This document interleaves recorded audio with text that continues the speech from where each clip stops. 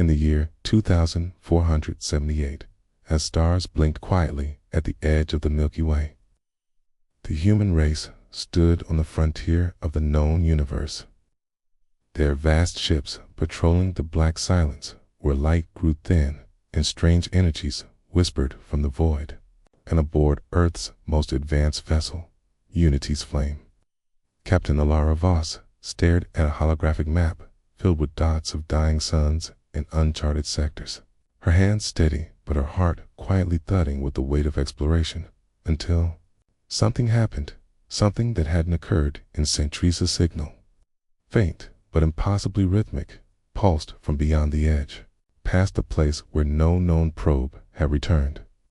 From beyond the so-called Galactic Wall, a massive, energy-infused barrier discovered generations ago that had defied scans, shattered unmanned ships, and for years was believed to be the final limit of existence. And yet, here it was, an organized signal, simple but sharp, tapping a message in bursts like a heartbeat. And when decoded, it formed a repeating sequence prime numbers, followed by ancient Earth musical scales. Something intelligent, and even worse, something watching. Its command council debated in secure channels, while other species of the Stellar Alliance refused to even discuss the matter. Some claiming it was a trap, others insisting it was a test sent by a higher power. But Earth's leadership only asked one question: can we go? And Alara, known for crossing boundaries, both in space and politics, was chosen to lead the mission through the dark edge, her ship filled with scientists, navigators, AI engineers, and even a few allied aliens who dared join despite their people's fear. And as Unity's Flame drifted closer to the glowing ripple of the wall, tension built across every corridor of the vessel. Systems flickered from interference, and gravity itself grew unstable, making hallways bend slightly, unnaturally, as though reality were fraying at the seams. But Alara held course, her eyes locked on the impossible light ahead, and when they finally reached the wall, the signal spiked in strength and the ship's sensors went blind, placed by a single phrase that appeared on every screen, spoken in English, though no device had translated it. Welcome, humans. And, without warning, the wall shifted, not opening, but folding in on itself like liquid silk, forming a tunnel made of starlight and memory, pulling them forward faster than any known drive, as if gravity and time had been rewritten. And despite every system screaming in error, Lara did not order retreat, because somewhere deep inside, she believed this was the next step of their evolution. And with a shudder and a flash, the Unity's Flame vanished through the wall and entered a space no chart had ever marked, where the sky was painted in colors unknown to science, and stars pulsed with patterns like thought. And, as the crew scrambled to understand where they had arrived, they realized the ship's logs were still intact, but the stars around them didn't match any database, not even in the galactic archives held by the oldest alien empires. And worse still, time felt wrong, with clocks ticking unevenly and shadows moving in strange directions. But before panic could spread, the signal returned clearer, louder, more human than before this time. It was a voice, deep and calm, that said, "You have stepped through the veil. There is no going back." And as the crew exchanged tense glances, a new light rose in the distance.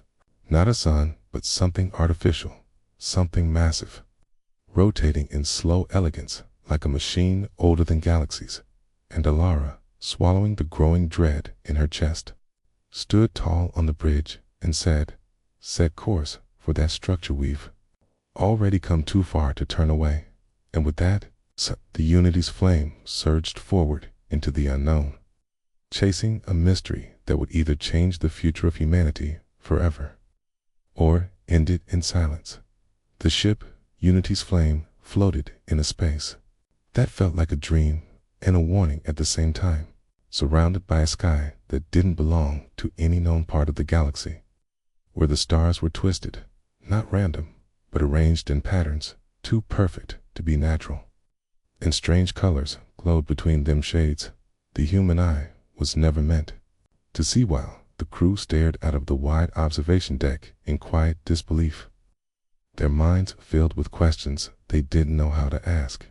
Captain Ilara Voss stood at the front, her expression unreadable, trying to hold herself together as the reality around them bent in soft, impossible ways, like the universe was breathing, and the longer they stayed, the more their instruments failed to make sense of anything. Gravity shifted every few minutes, lights dimmed for no reason, and time on their clocks moved slower or faster depending on where they stood in the ship, as if they had passed into a place where the laws of physics were more like suggestions than rules.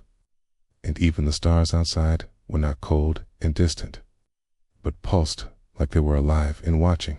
And then there was a signal it hadn't stopped since they arrived, and now it was stronger, sharper, broadcasting not just sound, but layers of strange data that Dr. Javin Ray, the ship's xenolinguist, spent every hour trying to decode. And finally, he cracked part of it, revealing that it was not a distress call or a warning, but something else entirely: an invitation, sent in music, numbers, and a voice that grew more familiar with every message, until it started speaking in perfect English, using words that felt like they had been pulled from the minds of the crew themselves. And when the voice said, "You are expected," a cold silence fell over the bridge. Ahead of them floated a massive object orbiting a bright blue-white star machine larger than Earth's moon, shaped like a giant ring filled with towers, domes, cute, and glowing symbols that shimmered like flowing water. And it wasn't drifting aimlessly, but turning with quiet purpose, its every movement calculated. And when they drew closer, the ship's scanners lit up with impossible readings. No material, no signs of damage, and energy levels beyond comprehension. And yet, it looked ancient, like it had been turning in that orbit for millions of years. It's waiting for something to arrive, maybe for them.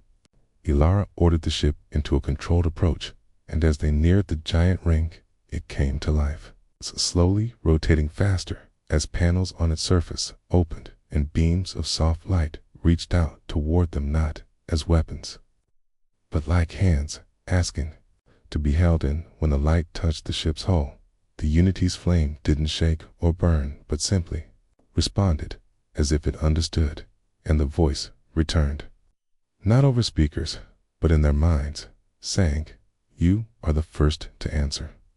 And then something clicked in the ship's systems. Everything went dark for 3 seconds, and when the lights returned, they were no longer orbiting the structure, but docked inside it. The shift so smooth and sudden that not even the crew felt it. And outside, the nearest viewing window was a chamber the size of a city, filled with giant floating platforms, strange sculptures, and silver rivers of light that flowed upward instead of down. Before Ilara could speak, a tall humanoid figure appeared in the center of the chamber, not made of flesh, but of soft light and metal, like a ghost wearing armor. And it raised its hand slowly, then spoke not with a mouth, but with the same voice from the signal land. It said, "We are the architects, and you, humans, are the first to breach the wall, not by accident, but by will." And as the figure slowly descended to the deck where Ilara stood, her crew frozen in awe and fear, it continued, "You crossed a boundary placed not to trap, but to protect. Your species was not expected to reach this far, not yet, and yet you are here." And Ilara, trying to keep her voice steady, asked, "Why did you send the signal?" To which the architect replied, "Because you were ready." And then it showed them visions, projections of other galaxies, ruined worlds, collapsing stars, and an emptiness spreading like ink across the universe, an enemy that could not be fought with weapons, only with understanding, something called the Null, and it whispered through forgotten dimensions, consuming not just matter but meaning, wiping out civilizations, not with fire, but by erasing their stories, their thoughts, their very memory from the universe.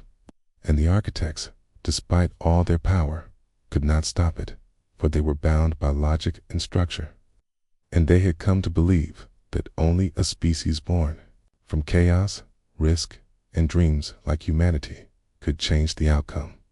Ilara felt the weight of that belief settle on her shoulders like stone, but before she could answer, the architect stepped closer and said, "There is no map for where you are going, only choice." And as it faded back into light, the chamber ahead of them began to open, revealing a pathway deeper into the machine world. It's glowing with signs written in hundreds of languages, including Earth's oldest scripts, as if the place had been watching all along, waiting for the moment a human would arrive. And as Ilara turned to her crew, their faces filled with fear and wonder. She knew there was no turning back, no safety behind the wall anymore, only the long road forward into the unseen dot inside the heart of the ring-shaped machine called Ellison. Captain Ilara Voss and her crew walked through wide corridors lit by a soft, living glow, the walls pulsing faintly as if they were breathing. And as they moved deeper, they realized the structure was not made of metal alone, but something more, something alive and aware, reacting to their presence, opening new paths, showing strange symbols that translated themselves in real time, as if the place already knew who they were and what they would ask. Each step forward felt like entering a story half-written, a place built for a purpose no one could fully understand. And in the center of Ellison, they entered a vast chamber filled with floating orbs of light, each one displaying moving images, cities, stars, alien beings, even Earth itself, but altered in small ways, as if they were watching different futures at once. And from the center of these orbs, the same glowing figure from before appeared again. The being of soft metal and light, who called itself an architect. And this time it was not alone, for three more appeared, taller, brighter, and somehow heavier in presence, though they cast no shadows. Ilara stepped forward as the voice of the first architect echoed in her mind, clear and calm, saying, "You now stand at the meeting point of all decisions, the axis of what is to come." And with the wave of its hand, the orbs shifted to show the story of the architects there rise from a galaxy long dead, their journey beyond the stars, and their creation of Ellison as a sanctuary, a final home hidden behind the wall when the darkness they called the Null began to spread, devouring entire civilizations, not with war, but with silence, unmaking them as if they never existed. And though the architects were powerful and wise, they were built on structure, on reason, and the Null slipped through their defenses like water through cracks until they had no choice but to escape, creating the wall not as a weapon, but as a warning and a shield. Ilara listened, stunned, as the architect continued, explaining that many species had come close to finding Ellison, but all had failed or turned back, unable to cross the barrier, except for one, humanity. And when she asked why them, the architect answered, "Because you are broken in a way that gives you strength. You imagine what does not exist. You fight when logic says you should not. You dream even when surrounded by darkness." And with that, it showed them a vision of the future, one where the Null had reached the edge of their own galaxy, and strange, dark cracks began appearing in the space-time fabric near the wall, growing slowly, invisibly, feeding on thought itself. Unless something changed, it would soon breach even Ellison's protections. The architects offered a choice to give humanity access to forbidden knowledge, things that could change their understanding of reality, the blueprint of faster-than-light travel that used thought as fuel, artificial gravity driven by harmonic resonance, mind-link technology that allowed groups to think as one, and even a form of controlled consciousness transfer that bordered on immortality. But in exchange, the architects wanted something not found in science. They wanted help, creating unpredictability, something the Null could not understand or erase. something only humanity might offer. And though Ilara feared what such knowledge could do in the wrong hands, she also knew Earth would not survive the coming silence unless someone stood between the stars and the void. Her crew, divided in opinion, argued through the night, but in the end, they agreed to accept the gift, and as they did, Ellison reacted, flooding their systems with streams of glowing data, reshaping their ship, the Unity's flame, into something new, part machine, part thought, a vessel of old and new power combined, able to shift shape, to learn, and even to respond to the emotional states of its crew. And when the transformation was complete, a new name appeared on the bridge screen: Continuum. Ilara touched the smooth console that felt warmer than before, alive somehow, and ordered a systems check. But the architect interrupted, saying, "Before you go, you must see what waits." And then the room shifted again, the floor falling away into stars, showing them a deep rift in space beyond the edge of known charts, a place where light bent inward and sound vanished. A growing scar in the fabric of the universe, the place where the null had already begun to breach. And in the center of that emptiness, something moved, slow and without shape, like a shadow trying to become real. And even through the projection, the crew felt a deep chill crawl through their minds, as if their thoughts were being watched by something that had never been alive, but wanted to know what life felt like just long enough to end it. Ilara clenched her fists and asked what they were supposed to do against such a thing. And the architect replied, "You do not need to destroy E, to only need to make it fail to understand you." And with that final message, the projection ended, the orbs faded, and the architects vanished once more into the light, leaving Ilara and her crew standing alone in the chamber, forever changed, now holding the knowledge of gods and the burden of a future written in both hope and fear. And as the newly born ship Continuum powered up, humming with strange harmony, Ilara gave the order to set a course toward the breach, toward the growing silence, not to conquer, but to confront the unknown and show that humanity, fragile, chaotic, and stubborn, was not afraid to be seen. The ship Continuum, once known as Unity's flame, moved through the strange folds of space like a thought slipping between dreams, reshaped by the architects into something alive, something beyond human understanding. And now it traveled toward the place the light feared to touch, a silent rift in the edge of space where the null waited, a darkness without form or meaning, stretching across the stars like a slow, hungry shadow.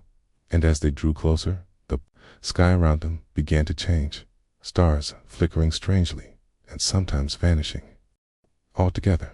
Not like they exploded or dimmed, but like they had been erased from memory, their light gone from history, as if they had never been there. And the crew of the Continuum started to feel something unnatural creeping into their thoughts. Not pain exactly, but a wrongness that made their hearts beat faster and their minds race with fears that didn't seem to belong to them. And Captain Ilara Voss stood on the bridge with her hands gripping the edge of the console, watching the black rift grow on the screen like a wound in the universe. And the closer they got, the more the ship's instruments stopped working, not from damage, but confusion, showing numbers that had no meaning, angles that bent in ways no math could explain, and sounds started coming from the walls, faint and low, like voices underwater, whispering in languages no one could recognize. And the AI, now semi-conscious thanks to the architect's upgrades, warned that reality itself was weakening in the region ahead, that memories might shift, time might break, and worse, identity might blur. The crew held emergency meetings, trying to prepare. But how do you protect your thoughts from something that isn't real in the way you understand real things? And during the night cycle, one of the engineers Hollentrask reported seeing his reflection move on its own, smiling when he wasn't, and others began to see shadows pass behind them that weren't there. and the ship's internal systems began receiving data from sensors they hadn't activated, showing glimpses of a ship just like theirs, floating beside them, but no such ship existed. And when Ilara demanded a full scan, the results returned blank, as if something was copying them, or worse, imagining them. Then came the first real encounter. Something appeared ahead of them. Something huge, dark, and floating silently across the void, a shape that shifted constantly like smoke trapped in glass. And when they tried to scan it, the ship's AI simply said, "This is not a thing, it is a lack." And yet the shape moved, turning slowly toward them, and for the first time, the voice of the knoll reached them, not through sound or signal, but directly into their minds. Deep and cold, saying only 3 words, "You are fiction." And in that moment, half the lights in the ship went out. Half the crew felt like they were falling, even though they stood still, and a few collapsed in terror, whispering strange thoughts that weren't their own. And Ilara, her head pounding, stepped forward and yelled into the void, "We are not afraid of you." But the darkness did not move, did not retreat. It simply pulsed like a heartbeat made of silence. And the AI warned that the ship's mind-link systems were being probed. Something trying to understand how humans thought, not to learn from them, but to erase them more efficiently. And then they realized the Null wasn't attacking with weapons or force. It was trying to overwrite them, to rewrite their stories, their meanings, their place in the universe. And the more they thought about it, the more it worked, because doubt was its weapon, and fear was its key. And Ilara made a desperate choice. She activated the architect system embedded in the ship's core. Something that hadn't yet been tested. A defense not based on power, but on chaos, its unpredictability and emotion. And when the system came online, it didn't fire lasers or shields. It began telling stories, flooding the area with raw data made of music, laughter, memory, art, all the messy, beautiful things humans created without reason. And the darkness around the ship began to flicker. Not because it was hurt, but because it didn't understand. And in that confusion, Continuum pushed forward, diving straight into the rift, breaking through the last layer of silence where no stars shone and no laws held true. And in the center of that terrible space, they saw it not a creature, not a machine, but a field of anti-thought, an endless cloud of non-being, folding space around it like a dying scream. And Ilara stared into it and knew that if they stopped dreaming, if they stopped believing they were real, they would disappear. Okay, and so she did. The only thing left, she ordered the ship to project Earth's entire cultural history into the rift, not as data, but as feeling. Love, anger, joy, sorrow, millions of voices screaming into the dark that they had lived, they had mattered, they had been. And for one brief second, the darkness paused. A flicker of hesitation, and the voice returned, slower now, almost unsure, whispering, "Why do you persist?" To which Ilara replied with fire in her voice, "'Cause we imagine a future you cannot erase." And in that instant, the ship burst through the heart of the rift and came out on the other side, not back in known space, but somewhere else, a realm the architects had only theorized, where reality, bent like wind and time, moved in loops. But the darkness did not follow, at least not yet. And as the crew slowly recovered, shaking and pale, they knew they had survived the first true meeting with the Null, but also that it had learned something from them. Just that they had learned that their greatest weapon was not technology, but the chaos of the human spirit inside the twisted sky of the other side, where light curved and stars pulsed like slow hearts. The continuum floated in a realm unlike any they had ever seen. And though they had escaped the direct reach of the Null, its presence still lingered in the back of their minds like a half-remembered nightmare, whispering doubts, stirring fears. And as the crew worked to stabilize the ship, Ilara stood staring at the viewport, watching shapes move beyond the stars' lines of pure thought, glowing trails of energy that looked almost alive. And though they seemed peaceful, the AI warned that these trails were data echoes, pieces of realities that had once existed but were now forgotten, broken pieces of civilizations that had faced the null and lost. And it became clear that this place was a graveyard of minds, not bodies, and the only reason the continuum remained whole was because its systems were still running on unpredictable human emotion and the fragmented chaos the architects had installed.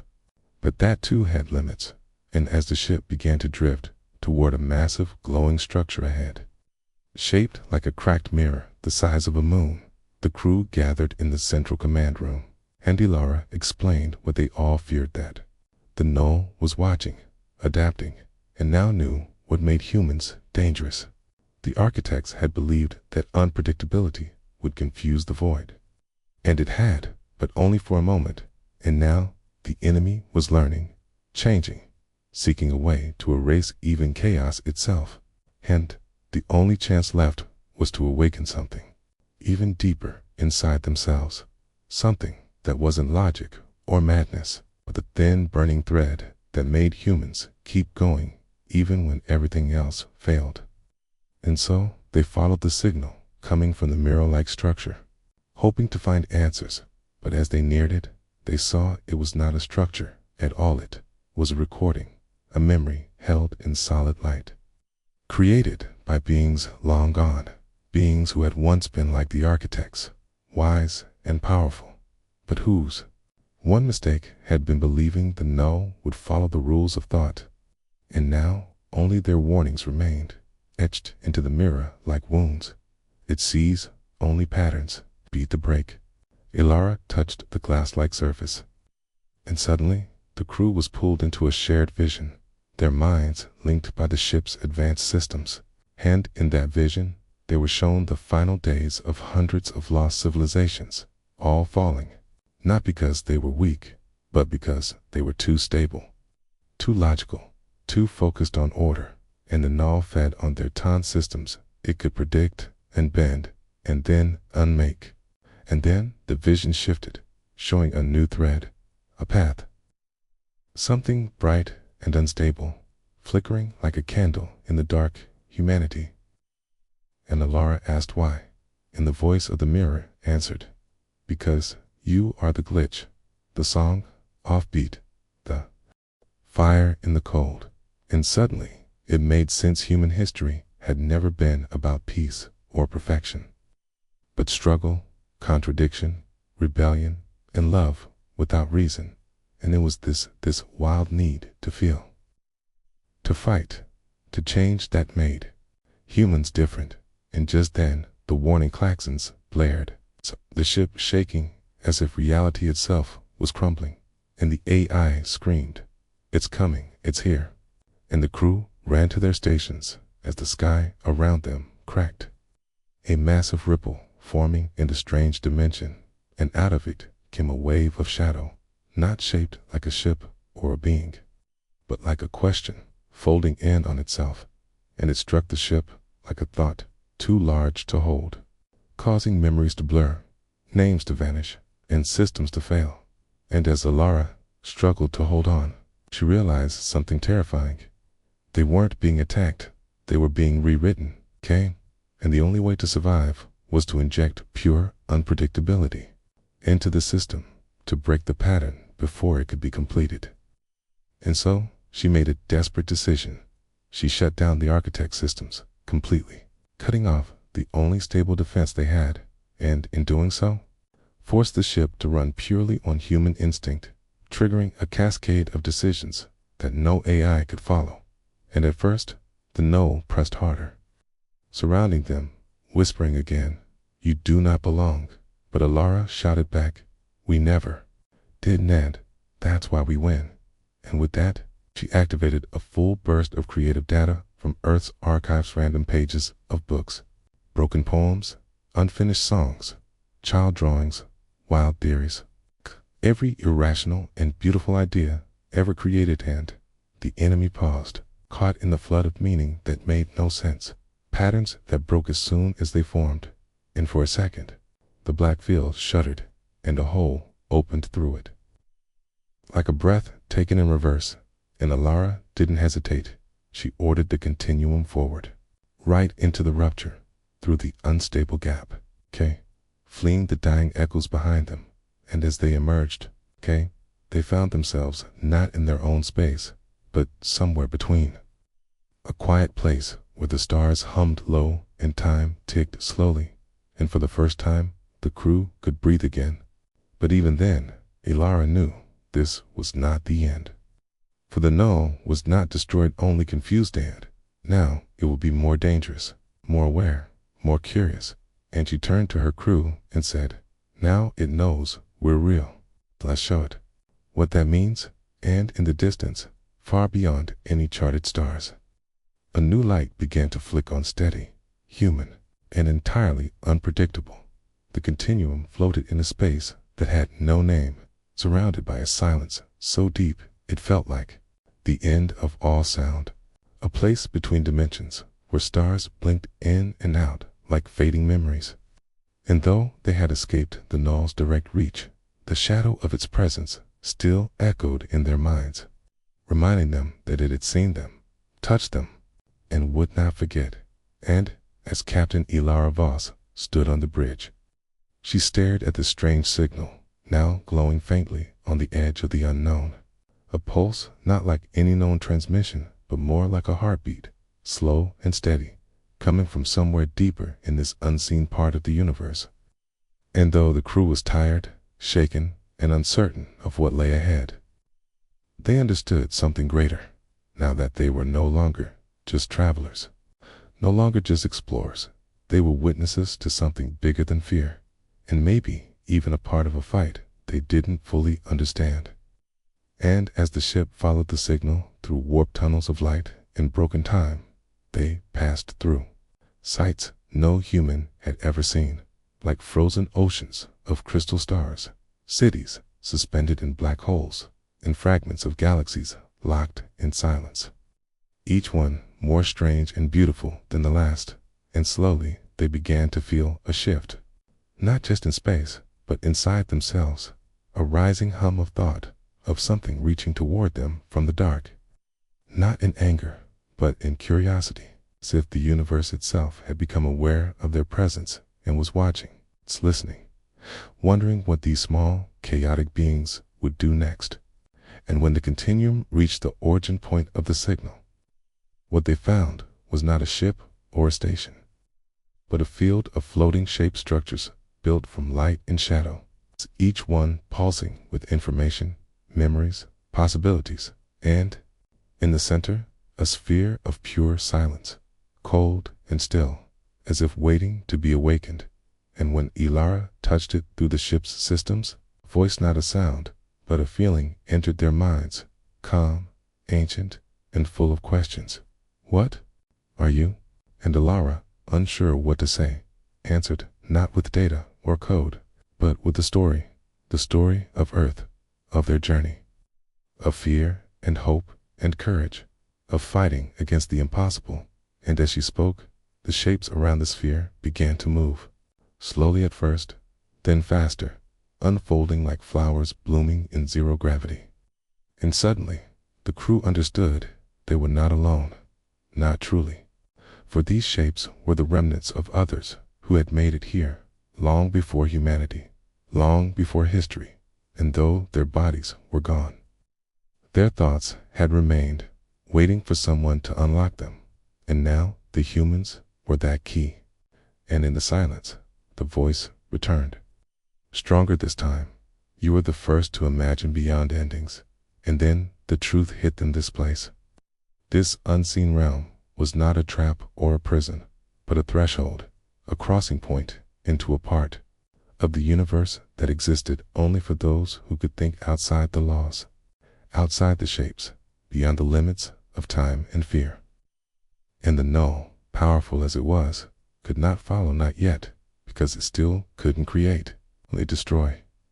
And in that realization, Alara felt something rise in her, a quiet fire, the same fire that burned in every human soul. And she knew they could not turn back. Not now, not after everything. And she gave the order, forward into the unseen. And the ship responded like a living thing, engines glowing with colors no spectrum could name. Pushing into the shifting light ahead, and as they crossed the threshold, the ship began to change, not breaking apart, but evolving, reshaping itself with every thought. Every emotion of the crew becoming something new, something made of belief and memory and endless possibility.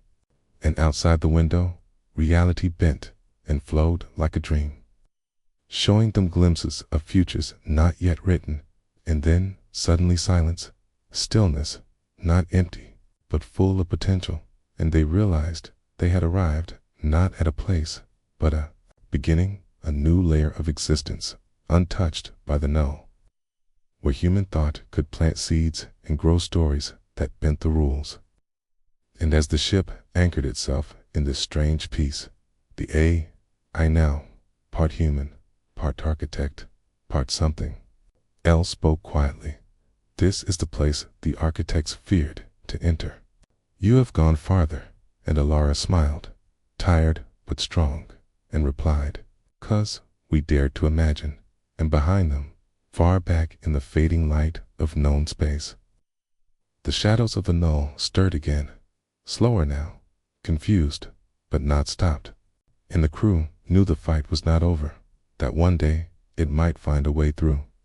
But for now, they had a chance to build, to warn others, to become the architects of their own future, and perhaps to awaken those still lost in silence. And so they set to work, not as soldiers or survivors, but as creators, builders of a future no enemy could unmake. And in that unseen space, with starlight flowing like rivers of thought, humanity took its first true step into the infinite unknown.